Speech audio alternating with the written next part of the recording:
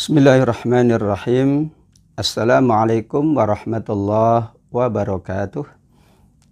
Alhamdulillah. Wassalatu wassalamu ala rasulillah Nabiyyina Muhammad ibni Abdillah wa ala alihi wa ashabihi wa mawalah. La hawla wa la quwwata illa billah, amma ba'du. Ibu-ibu jamaah Majelis Ta'lim Al-Kautsar rahimakunallah, wabil khusus para pengurus Majelis Ta'lim, wabil khusus Ibu Ketua Majelis Ta'lim Al-Kautsar, mudah-mudahan senantiasa dalam keadaan sehat walafiat dalam perlindungan Allah Subhanahu wa taala. Hadirin hadirat rahimakumullah. Alhamdulillah, senantiasa kita bersyukur kehadirat Allah Subhanahu wa taala. Salawat dan salam kita sampaikan kepada Rasulullah sallallahu alaihi wasallam. Mudah-mudahan rasa syukur yang selalu kita panjatkan, salawat dan salam yang selalu kita sampaikan akan semakin menambah kebaikan dan keberkahan dalam kehidupan dunia kita, akan semakin juga meningkatkan derajat kita di dalam surga Allah Subhanahu wa taala. Amin ya rabbal alamin. Kajian tafsir pada pagi hari ini kita mulai dari surat Ibrahim ayat 48, kemudian selesai ayat 52 akhir surat, kita lanjutkan surat Al-Hijr sampai dengan ayat 16. A'udzu billahi minasyaitonir rajim. Bismillahirrahmanirrahim. Yauma tubaddalul ardu ghairal ardi was samawat wa barazu lillahil wahidil qahhar. Ayat 48 ini masih berkaitan dengan ayat 47 tentang muwasafat, tentang karakteristik hari kiamat kelak. Kita tidak boleh menduga, menerka atau menebak-nebak tentang keadaan hari kiamat, karena itu merupakan hal yang gaib. Namun sesuai dengan apa yang disebutkan di ayat ini, maka salah satu dari sifat hari kiamat kelak adalah pada hari itu, hari kiamat tentunya, bumi Allah ganti dengan bumi yang lain. Demikian pula keadaan langit. Kemudian manusia akan dikumpulkan di padang mahsyar menghadap Allah yang Maha Esa dan yang Maha Perkasa. Dalam riwayat Imam Bukhari dan Imam Ahmad disebutkan bahwa bumi yang Allah ganti adalah benar karena keadaan hari kiamat bukan keadaan dunia. Disebutkan dalam riwayat tersebut, kanatil ardu bayda. Sungguh nanti bumi pada hari kiamat amat sangat putih, amat sangat jernih. Tidak ada sedikit pun tanda-tanda kehidupan sebelumnya, menunjukkan bumi yang baru, yang berbeda dengan bumi ketika kita hidup sekarang ini. Di dalam riwayat yang lain disebutkan bahwa maksud dari peristiwa ini adalah terjadi pada saat semua manusia dikumpulkan di padang mahsyar. Namun ada riwayat dari Imam Ahmad bahwa peristiwa ini terjadi ketika manusia meniti as-sirat, meniti jembatan di atas neraka jahanam. Atas kedua pandangan tersebut insya Allah tidak ada yang bertentangan, karena keduanya berbicara tentang keadaan di hari kiamat kelak.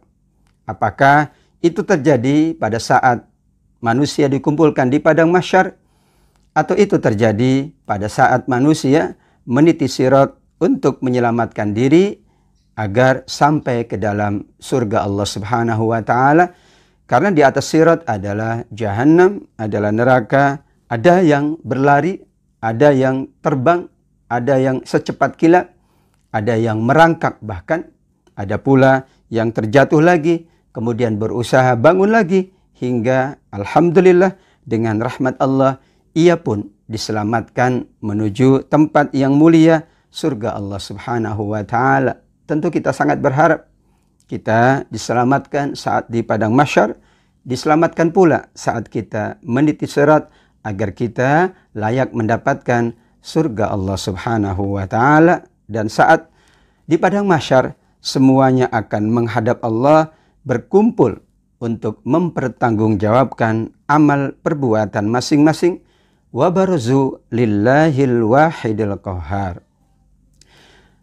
Keadaan manusia yang berdosa, kata Allah Subhanahu wa taala, pada hari itu mereka diikat dengan ikatan yang sangat erat, dengan belenggu yang sangat kuat.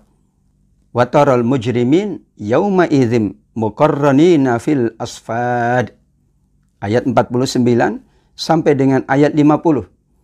Allah gambarkan keadaan al-mujrimin, mereka yang banyak berdosa, mereka yang tidak berhenti di dalam melakukan kejahatan dan perbuatan dosa. Allah jadikan mereka diikat.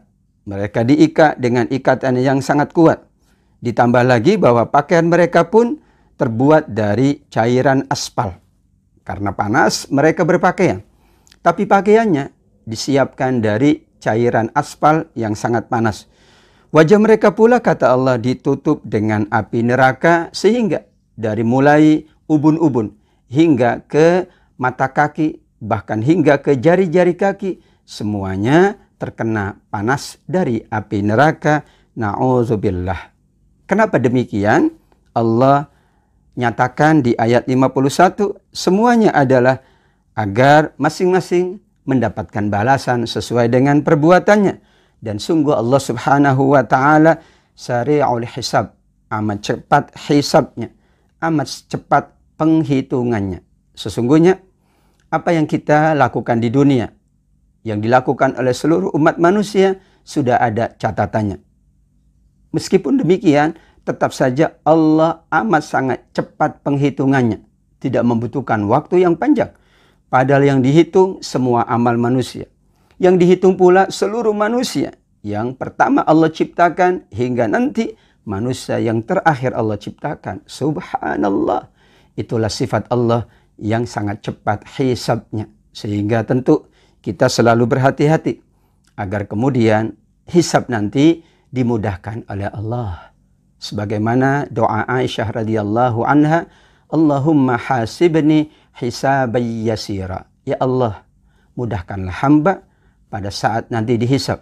Atau jadikanlah hisab hamba adalah hisab yang mudah, hisab yang dimudahkan oleh Allah Subhanahu wa ta'ala. Penutup dari surat Ibrahim yaitu ayat 52. Allah mengingatkan tentang fungsi Al-Quran. Al-Quran ini adalah penjelasan yang sempurna bagi manusia. Semuanya sudah dijelaskan. Dilengkapi, disempurnakan dengan hadis-hadis Rasulullah Sallallahu Alaihi Wasallam. Seluruh penjelasan Allah yang amat terang benderang itu adalah agar manusia mengingat, agar manusia menjadikannya sebagai peringatan. Mereka mengetahui bahwa Allah adalah ilah, adalah Tuhan yang Maha Esa, dan kemudian orang-orang berakal selalu mengambil pelajaran dari semua ayat-ayat Allah Subhanahu wa ta'ala. Sadaqallahul aliyyul azim. Maha benar Allah yang maha tinggi lagi maha agung. Kita masuk di surat Al-Hijr. A'udzu billahi minasy syaithanir rajim. Bismillahirrahmanirrahim. Alif lam ra. Tilka ayatul kitabi wa Qur'anim mubin. Alif lam ra. Itulah huruf-huruf yang disebut oleh para ulama sebagai huruf muqatta'ah. Huruf yang kita baca sesuai dengan hurufnya. Tidak disambungkan dengan huruf yang lain. Masing-masing dibaca sesuai hurufnya. Alif, lam, dan ra. Dinamakan juga huruf-huruf ini sebagai huruf tahajji, yaitu kita baca sesuai dengan alfabet hijaiyah. Dan ini menjadi salah satu dari mukjizat Al-Quran, bahwa ada ungkapan, ada bahasa yang tidak dapat difahami oleh orang Arab saat itu. Padahal mereka pakar bahasa, padahal mereka ahli padahal mereka pula sastrawan. Tapi begitulah Allah tantang mereka dengan huruf-huruf yang tidak pernah ada sebelumnya, tidak pernah disebut oleh manusia dalam percakapan mereka. Alif, lam, ra. Para ulama memahami dan menafsirkannya dengan wallahu a'lam bissawab. Itulah makna dari alif, lam, ra. Kita serahkan makna yang sesungguhnya kepada Allah Subhanahu wa ta'ala. Tilka ayatul kitab, itulah ayat-ayat Al-Quran yang sempurna. Dan juga Qur'anim mubin, Al-Quran yang berfungsi memberikan penjelasan-penjelasan. Ada dua bahasa yang digunakan oleh Allah. Alkitab tetap maksudnya adalah Al-Quran. Demikian juga wa Qur'anim mubin juga artinya Al-Quran. Alkitab artinya secara bahasa adalah mushaf yang dikumpulkan seluruh ayat-ayat Al-Quran.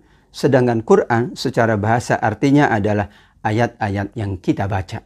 Jadi tidak mungkin Al-Quran tidak dibaca oleh kita. Bahkan kebanyakan hadis-hadis tentang keutamaan Al-Quran adalah pada membacanya.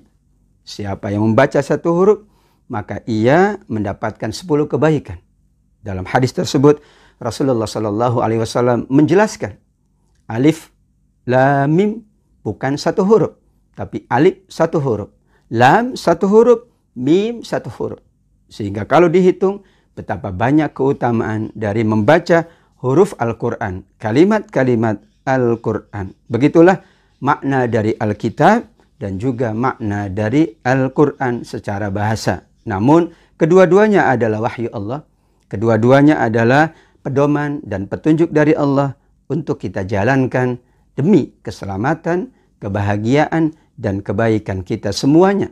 Apakah itu dalam kehidupan dunia kita dan pasti dalam kehidupan akhirat kita semuanya. Ayat yang kedua berbicara tentang keadaan manusia yang tidak mengingat Allah, yang dilalaikan oleh kehidupan dunia, dilalaikan oleh materi.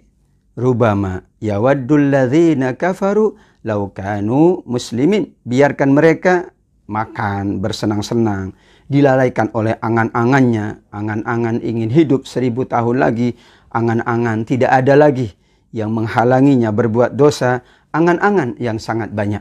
Itulah kenapa Rasul SAW melarang kita untuk berangan-angan. Karena angan-angan itu adalah salah satu dari pintu masuk syaitan. Lau anni fa'altu kadza kana kadza wa kadza. Dahulu ada hadis Rasul SAW yang mengingatkan seorang sahabat yang banyak merenung, yang banyak berangan-angan. Coba aku dahulu begini, tidak mungkin jadi begini. Tidak mungkin pula aku jadi begini. Ia hanya berangan-angan. Maka dilarang oleh Rasul, janganlah berangan-angan. Karena itu pintu masuk syaitan. Berangan-angan membuat kita tidak bekerja, tidak berikhtiar. Berangan-angan membuat kita putus asa. Karenanya dilarang oleh Allah Subhanahu wa ta'ala. Meskipun Allah katakan biarkan mereka, tetapi sesungguhnya bahasa ini kata para ulama adalah bahasa ancaman. Kenapa? Karena kelak mereka itu akan mengetahui perbuatan yang mereka kerjakan. Fasaufa ya'lamun. Dibiarkan, tetapi diingatkan bahwa meskipun mereka tetap dalam keadaan perbuatan dosa mereka, tetap nanti pada hari kiamat mereka mengetahui akibatnya. Mereka mengetahui apa yang Allah siapkan untuk mereka yang senantiasa berbuat dosa dan kemaksiatan. Ayat yang keempat, Allah menyampaikan kaidah dalam kehidupan ini. Dan tidaklah kami binasakan suatu negeri, melainkan sudah ada ketetapannya. Apakah itu ketetapan waktunya, ketetapan caranya? Dahulu ada umat-umat yang Allah binasakan dengan banjir bandang. Ada pula dengan gempa yang sangat berat, sangat besar. Ada pula yang dibinasakan dengan teriakan, dengan suara yang amat sangat menggelegar. Ada pula dengan beberapa hewan-hewan yang merusak mereka seluruhnya. Semuanya adalah ketentuan dan ketetapan Allah Subhanahu wa Ta'ala. Yang paling inti, kata para ulama, bagaimana ketentuan yang buruk yang pernah terjadi pada umat-umat terdahulu tidak terjadi lagi pada kita semuanya. Caranya adalah mengikuti petunjuk Allah. Caranya adalah mengikuti tuntunan Allah. Ketika umat terdahulu dibinasakan karena kemaksiatan, karena dosa, karena perbuatan tercela, maka kita hindari perbuatan tersebut. Karena itu kaidah, karena itu sunatullah yang akan Allah berlakukan kepada seluruh hamba-hambanya. Tidak ada suatu umat yang Allah tetapkan untuk menunda ajalnya atau untuk dipercepat ajalnya. Persoalan ajal, persoalan waktu kehidupan hanya ada di kehendak Allah. Hanya ada di ketetapan Allah. Manusia yang meminta diperpanjang atau diperlama tidak mungkin, melainkan itu kehendak Allah. Yang minta dipercepat pun tidak mungkin, karena semuanya kita kembalikan kepada Allah. Apakah ajal kita di waktu yang cepat atau ajal kita di waktu yang lambat, semuanya kita serahkan kepada Allah Subhanahu wa Ta'ala. Tidak ada yang dapat mengetahui kenapa dan bagaimananya. Semuanya kita serahkan kepada Allah Subhanahu wa Ta'ala. Seandainya mereka berkata, kenapa Al-Quran tidak diturunkan kepada kami? Demikian juga Al-Quran diturunkan dari seorang manusia yang disebut oleh mereka sebagai majnun, yaitu manusia yang gila. Inilah penghinaan mereka kepada Rasulullah Muhammad sallallahu alaihi wasallam. Mereka menganggap Nabi menyampaikan Al-Quran itu mantra-mantra. Nabi menyampaikan Al-Quran dianggap itu adalah dukun. Dianggap itu adalah orang yang gila. Karena tidak pernah mereka dengar. Karena sesuatu yang asing di telinga mereka. Namun sesungguhnya kebenaran tidak bisa ditutup-tutupi. Akhirnya Allah bukakan untuk mereka. Dan mereka pun mengakui keagungan Al-Quran. Mereka pula mengatakan kepada Rasul sallallahu alaihi wasallam, atau mereka mengatakan kepada Allah tentang Rasulullah, mengapa engkau tidak mendatangkan malaikat kepada kami? Kenapa yang diutus itu manusia biasa? Kalau manusia biasa, apa bedanya dengan kami? Kita makan semuanya, kami pun makan. Kita semuanya berkeluarga, para nabi pun berkeluarga. Ini yang mereka tanyakan, padahal justru Allah menghendaki nabinya dari manusia. Nabinya dari jenis manusia yang sama, agar menjadi contoh. Mereka makan, mereka ada kebutuhan, mereka pun berkeluarga, namun mereka mampu menjaga dengan sebaik-baiknya. Mereka menjadi teladan. Kalau nabi-nabi itu dari malaikat, bagaimana mungkin kita mampu meneladani? Karena malaikat tidak ada nafsu, karena malaikat tidak berkeluarga, malaikat pula tidak berjenis kelamin. Bagaimana mungkin kita mencontohnya? Yang paling tepat adalah sesuai dengan ketetapan Allah, nabi-nabi itu dari kalangan manusia. Bahkan nabi dari kaum mereka sendiri. Bahkan nabi pula berasal dari tempat mereka dilahirkan agar memudahkan mereka mengikuti para nabi. Menjadikan para nabi sebagai teladan yang paripurna seperti kita kepada Nabi Muhammad sallallahu alaihi wasallam. Ayat yang ke-8. Allah Subhanahu wa Ta'ala menjawab apa yang mereka katakan. Sesungguhnya kami tidak menurunkan malaikat melainkan untuk kebenaran, yaitu untuk menurunkan azab, kata para ulama, dan itulah di antara fungsi malaikat. Malaikat bukan menjadi panutan, menjadi contoh seperti para nabi, tapi malaikat punya tugas khusus. Malaikat ditugasi untuk menurunkan hujan, ada. Ada yang ditugasi untuk mencabut nyawa manusia, ada.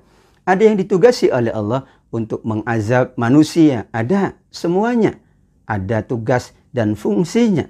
Sehingga tidak mungkin malaikat menjadi nabi, malaikat menjadi utusan Allah untuk kita manusia. Namun Allah sampaikan, malaikat pun ada tugas yang Allah bebankan. Kita pun ada tugas, para nabi pun ada tugas. Jika kita masing-masing menjalankan dengan sebaik-baiknya, itulah ketetapan Allah. Dan itulah kebaikan bagi semua yang ada dalam kehidupan ini. Ayat ke-9 adalah jaminan Allah tentang Al-Quran yang mulia ini. Jaminan Allah akan menjaganya, akan memeliharanya. Inna nahnu nazzalna dzikra wa inna lahu lahafizun. Sungguh kamilah yang menurunkan peringatan ini, az-zikra, nama lain dari Al-Quran, dan kamilah yang akan menjaganya. Wa inna lahu lahafizun. Dan sungguh kamilah yang pasti menjaga Al-Quran. Ada dua pandangan para ulama tafsir. Yang pertama adalah inilah kekhususan Al-Quran dibanding kitab-kitab sebelumnya. Kitab-kitab Allah sebelumnya, Allah tidak menjamin untuk menjaga. Maka terjadi apa yang terjadi. Hanya Al-Quran, kata Allah, yang dijamin dijaga, dipelihara. Huruf-hurufnya, kalimat-kalimatnya, bahkan makna-maknanya tidak akan hilang dari umat ini. Atau makna yang kedua, Allah menjaganya, berarti Allah akan menyiapkan para penghafalnya, para pembacanya, para penafsirnya. Tidak akan berhenti. Terus setiap waktu, setiap zaman, setiap masa, Allah akan siapkan para penghafal Al-Quran. Subhanallah. Para pembaca Al-Quran. Para penafsir Al-Quran. Para ulama-ulama Al-Quran. Sehingga Al-Quran terjaga. Satu ayat saja, bahkan satu huruf, bahkan satu harokat yang berbeda. Para ulama mengetahuinya. Para qori mengetahuinya. Para hafid mengetahuinya.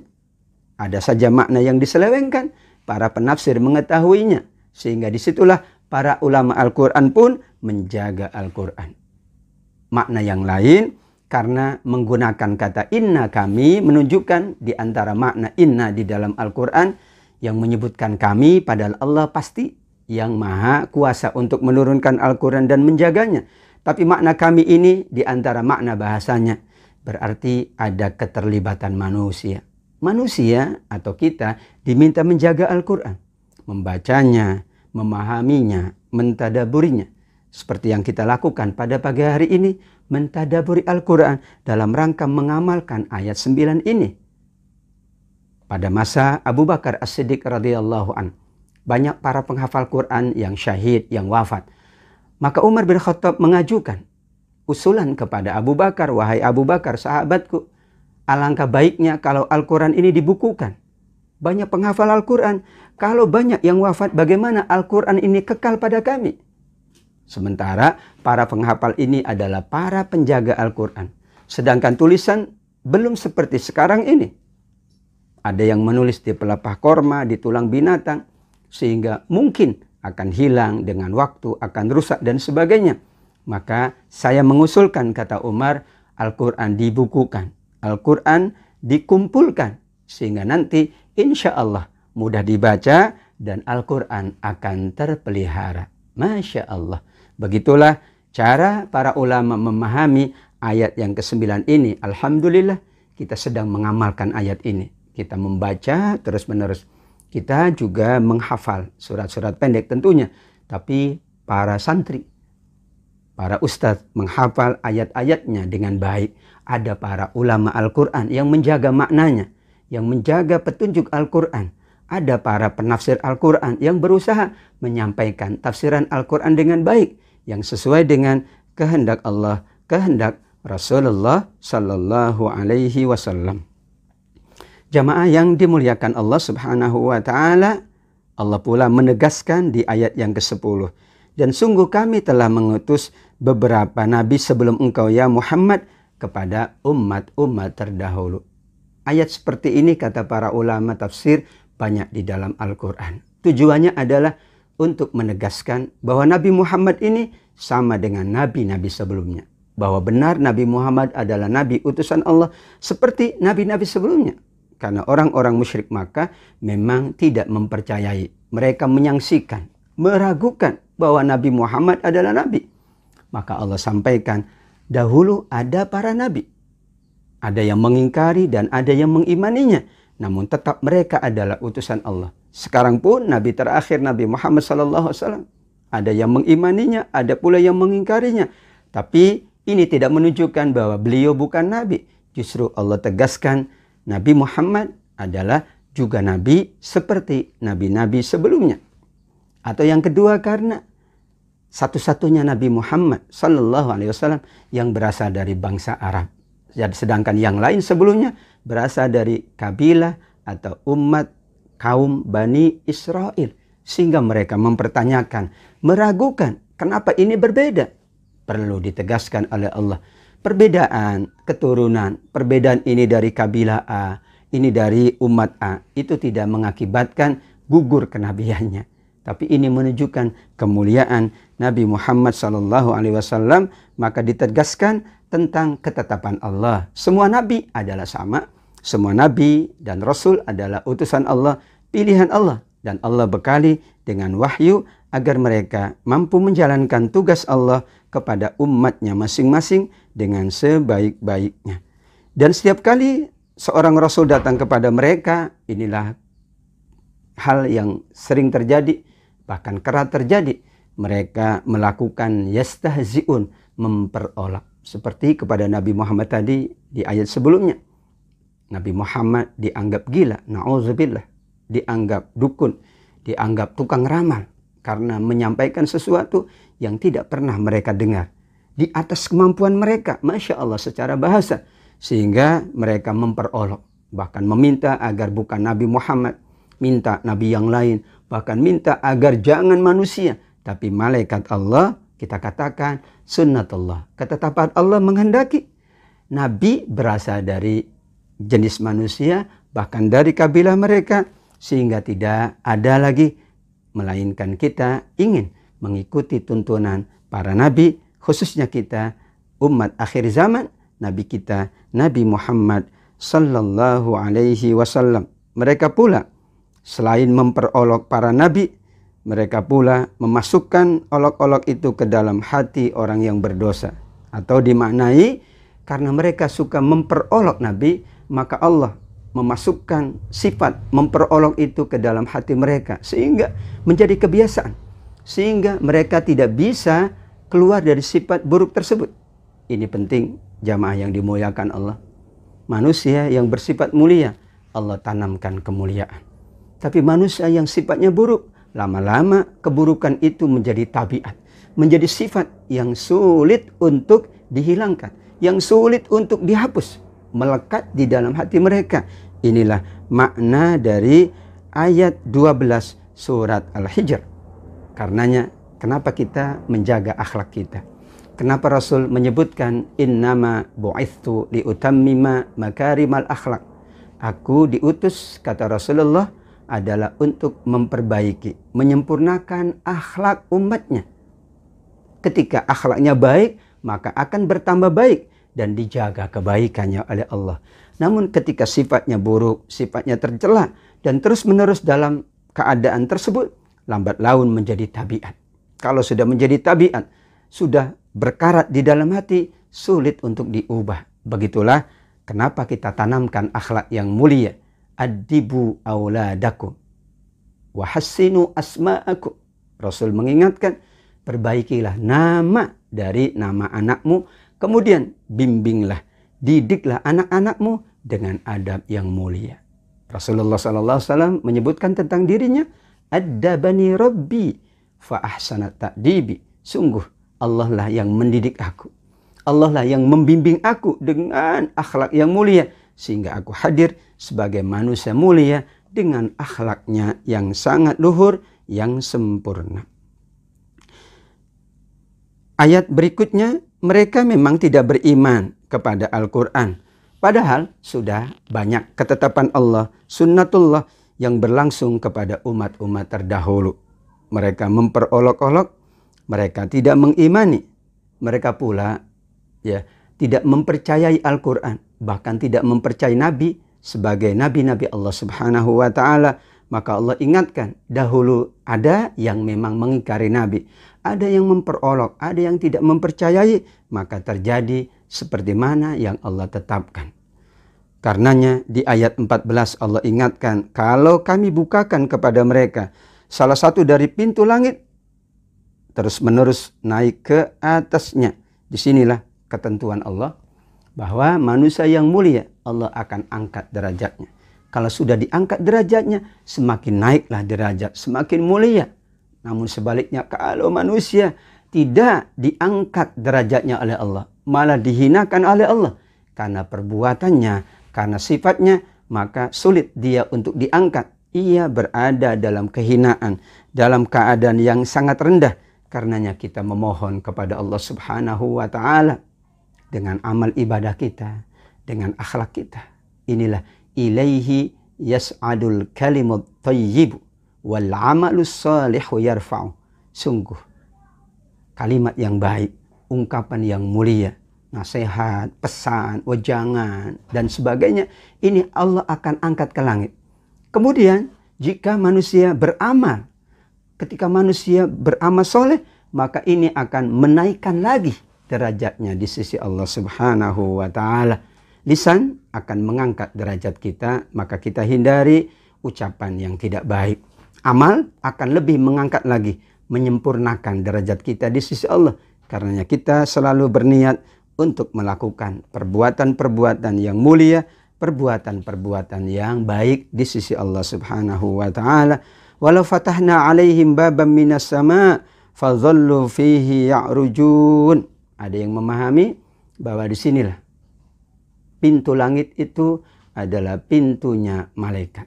Karena malaikat adalah termasuk makhluk langit Allah Subhanahu wa ta'ala. Setiap saat, setiap waktu, tentu sesuai dengan perintah Allah, mereka naik dan turun.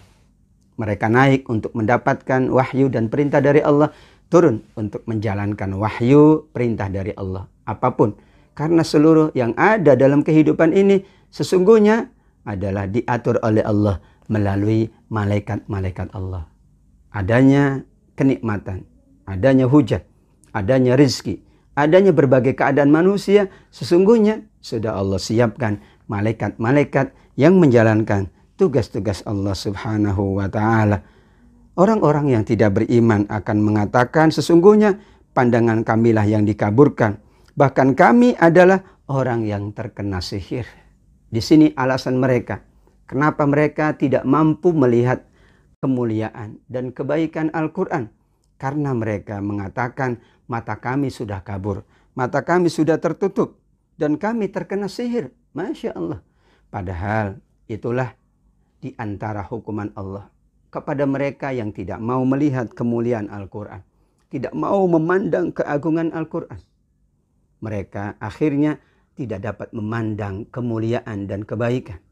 Mereka hanya memandang keburukan, memandang perbuatan yang tercela, memandang kalimat-kalimat khabithah, kalimat-kalimat yang buruk. Kemudian mereka mengatakan kami telah terkena sihir. Padahal tidak ada yang mensihir mereka. Yang ada adalah berarti, kata para ulama, mereka sudah tergoda oleh setan. Wa min syarril waswasil khannas. Ada setan, ada jin yang tugasnya atau yang kerjaannya adalah membisikkan keburukan, merayu manusia, menggoda manusia. Dianggap godaan setan itu sihir. Wallahu alam.